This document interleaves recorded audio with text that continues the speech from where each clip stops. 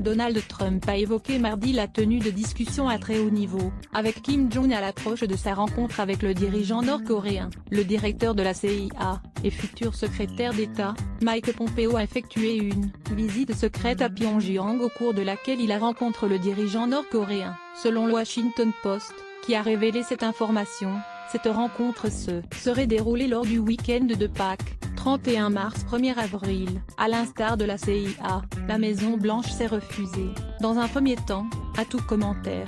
Une bonne relation s'est établie avant que Donald Trump confirme lui-même la rencontre. Sur Twitter, le président américain a toutefois communiqué une autre date. Mike Pompeo a rencontré Kim Jong en Corée du Nord la semaine dernière. La rencontre s'est bien déroulée et une bonne relation s'est établie. Les détails du sommet sont à l'étude. La dénucléarisation sera un grand événement pour le monde, mais aussi pour la Corée du Nord, a ajouté Donald Trump. Mike Pompeo met with Kim Jong in North Korea last week. Meetings went very smoothly and a good relationship was formed. Details of summit are being worked out now. Denucléarisation will be a great thing for world, but also for North Korea. Donald J. Trump @Real Donald Trump, April 18, 2018 depuis sa luxueuse propriété de Mar-a-Lago, en Floride, où il a accueilli sous un soleil éclatant le premier ministre japonais Shinzo Abe. Le président américain a parlé de 5 lieux possibles pour ce tête-à-tête historique, qui aura lieu début juin si tout se passe bien.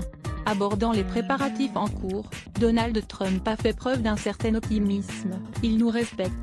Nous les respectons. L'heure est venue de parler, de résoudre les problèmes, a-t-il lancé. Il y a une véritable chance de résoudre un problème mondial. Ce n'est pas un problème pour les États-Unis, le Japon ou un autre pays, c'est un problème pour le monde, a-t-il martelé. Interrogé. Peu après sur la possibilité que la rencontre ait lieu aux États-Unis, il a répondu non, sans autre précision. Le village de Panmunjom, situé dans la zone démilitarisée qui divise la péninsule, fait partie des hypothèses régulièrement évoquées. La Maison-Blanche a par ailleurs précisé que Donald Trump n'avait pas directement été en contact avec le leader nord-coréen, contrairement à ce qu'il avait indiqué en réponse à une question sur ce thème.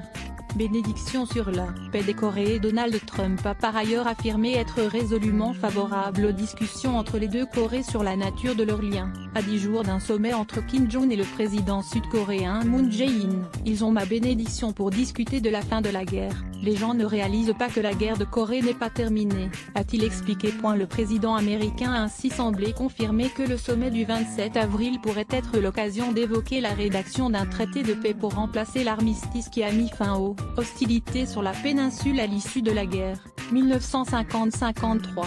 Le locataire de la Maison-Blanche a aussi remercié son homologue chinois Xi Jinping pour son rôle sur ce dossier, saluant en particulier sa fermeté sur la question des échanges de marchandises avec Pyongyang.